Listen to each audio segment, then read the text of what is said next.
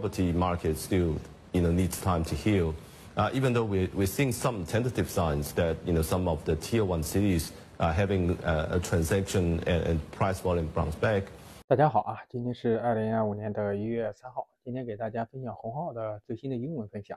众所周知，红号的分享可信度是英语大于粤语大于普通话。那在这个分享中呢，它主要对明年的经济形势和房地产情况做了这样的一个分析啊。Let's bring in Hao Hong now, partner and chief economist at Grow Investment Group, for more on the outlook for China's economy, given the challenges globally. Hao, thank you very much indeed for joining us, and Happy New Year to you. Chinese export growth, you say, will decelerate in 2025, with or without tariffs, but with tariffs will be substantially worse. Can you give us a bit more colour on how bad that picture would be? Yeah, well, I think in the past couple of years, net exports has been the growth engine for the Chinese economy. And I think that is part of the reasons why, you're seeing huge capacity build up in the last couple of years in EVs and also in solar panels as well.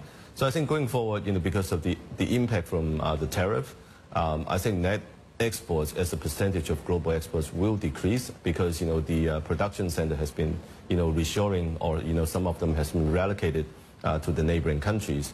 So I think net exports in 2025 would stop to be, the most important growth driver for the Chinese economy. But then at the same time, I think the property market still, needs time to heal. Even though we're seeing some tentative signs that, some of the Tier 1 cities are having a transaction and price volume bounce back. But it's very difficult to, see a national recovery in the property market. So I think it still takes time. So next year, because of the two of the most important growth engine for the Chinese economy is still sort of faltering, and therefore, the economy will be struggling as well. And in terms of the policy response, does it mean that the Chinese authorities are going to have to try to engineer a weaker currency? I think it more likely than not, Chinese currency would be one of the weapons, to defense against the tariff. Already we're seeing, the substantial depreciation pressure on the Chinese yuan. Now we're at about, 7.3. One shouldn't be too surprised to see depreciation depreciated beyond 7.5 and above. So I would say that, in the 2018 trade war episode, the Chinese currency, depreciated substantially. It actually acted as a buffer of the tariff pressure. So I would say, this time shouldn't be any different. And already we're seeing depreciation pressure on the Chinese yuan already. Yeah, I have to note, though, that, the recent trend has been the fixings have been firmer. Right, so it seems, as my colleague Sam Vadas was noting, seems like they're trying to sort of hold the line at about 7:30 or so. Hong Hao, though, let's look ahead to the data dropping later this morning, though.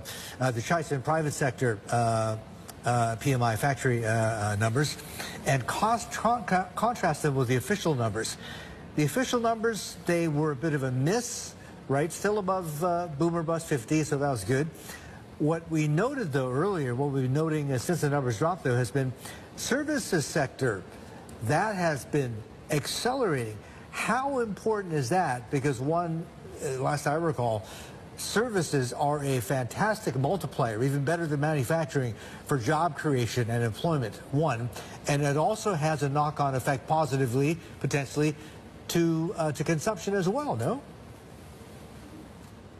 Yeah, we're happy to see servicing sector is doing well. All right, also the manufacturing sector is still expanding, even though it's a little bit less than expected. But this year, because the Chinese New Year is way ahead of the previous year, right? So it's happening in January. And surprisingly, this year, if you're traveling in the Chinese market, everybody is still working very hard for some reason, right? So, back then, 20 days before the Chinese New Year, people would start to, travel back to their hometowns and reunite with their families. But for some reason, this year, everybody's still working really, really hard. So it makes this year very different. And I think that is one of the reasons why we're seeing a very strong service sector number this morning. Okay. So what signs, as you see them, are there of recovery or green shoots in the Chinese economy? Where are we seeing it? And is China's economy going to be stuck? For how long is China's economy going to be mired in deflation? Yeah, I think the deflationary trend will continue as long as the property market, stay in doldrum, or and property price continue to fall. Green shoots, there are some, but very difficult to find. Just now I mentioned that second in the tier 1 cities, second-hand housing transaction volume has been picking up, and also price is increasing as well. In Shanghai, ultra-luxury apartments is selling like hotcakes for some reason this year.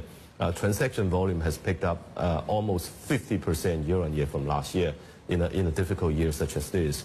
So, there are some, really green shoots, and they look very interesting and peculiar for some reason, right? So you're sort of expecting the opposite should happen, in a year such as this. But, we indeed seeing second-hand property price picking up, transaction is picking up, and also ultra-luxury apartments sales is picking up as well. All right, so somebody's got money. All right, Hong Hao, fantastic talking to you as always. Thank you. Appreciate the time. Keep safe and do it again very soon. Yeah. I hope. Hong Hao Happy New Year. from Grow Investment Group. Happy New Year to you too. Thank you. We'll take a quick break. We are back in 2. 听完洪浩的分享呢，总结下来就有几点吧。第一呢，房子没有止跌回稳之前呢，很难打破通缩。我个人觉得也是啊，中国居民的大部分资产都在房子上。当看到自己的资产不断的在贬值，财富不断的做缩水，你说不焦虑那肯定是假话。在焦虑的情况下，谁敢乱花钱呢？同时，他觉得房地产还会低迷一段时间啊，离企稳还有段距离。我个人觉得也是吧。在9S 新政以后呢，房地产有短暂的反弹，尤其是10月份和11月份，价格和销量都出现了上升。但是到了12月份，好像交易量和价格又都下来了。不知道是不是因为今年过年比较早，大部分人都提前回家过年了，还是说新政的效果结束了？个人觉得两者可能都有吧。但是药效过了的这个因素，我觉得可能更大一些啊，个人的理解。